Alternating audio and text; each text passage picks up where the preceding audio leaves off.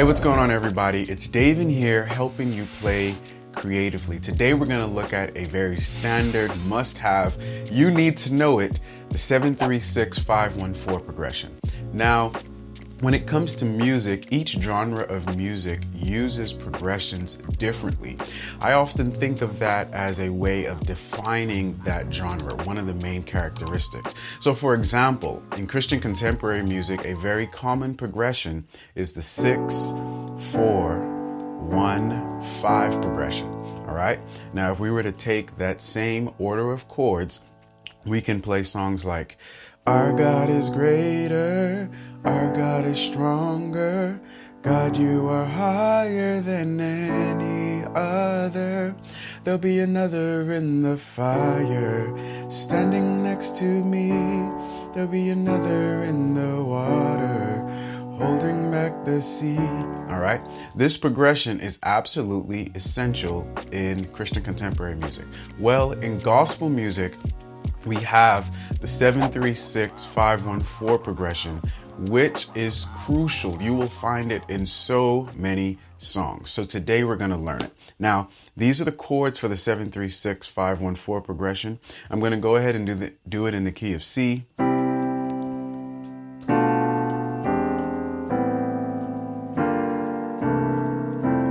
All right, let me go ahead and give you some examples of what this 7-3-6-5-1-4 progression sounds like using some songs you probably know. So, what a beautiful name it is. What a beautiful name it is. The name of Jesus Christ, my King. All right, here's another one for you. Give thanks with a grateful heart. Give thanks to the Holy One. Give thanks. Or, my hope is built on nothing less than Jesus' blood and righteousness.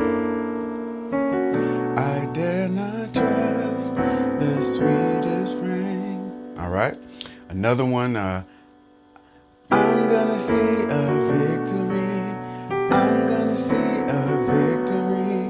All right. So I can keep going on and on and on and on. All right. So if you're looking for a way to get those in between chords to a simple song that has some basic chords, looking at the gospel progressions are absolutely helpful for doing that. Okay. So now, what are the chords in this progression? Well, let's go ahead and go to the key of C. I was in the key of D just now, okay?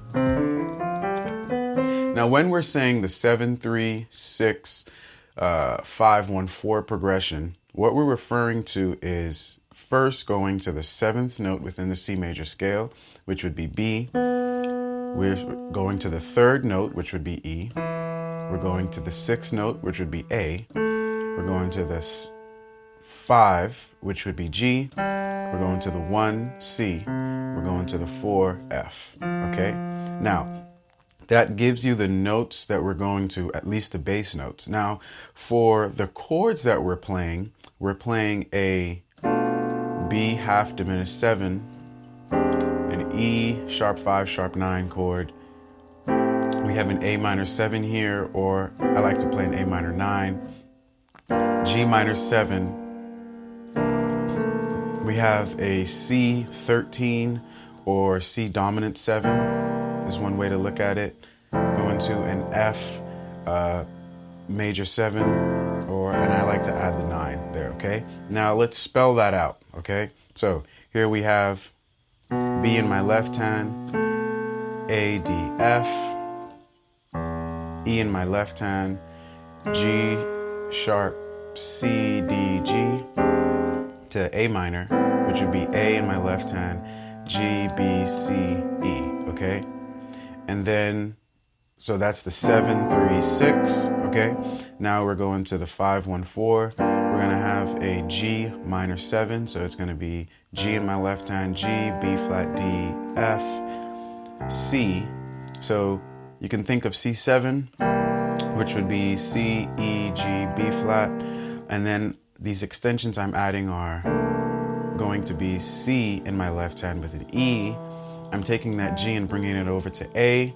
And so we have C left, E, A, B flat, D, and then to the F major, okay? F major 7 or F major 9. So F in my left hand with an F, A, C, E, or I may take that F and bring it up to the G, okay?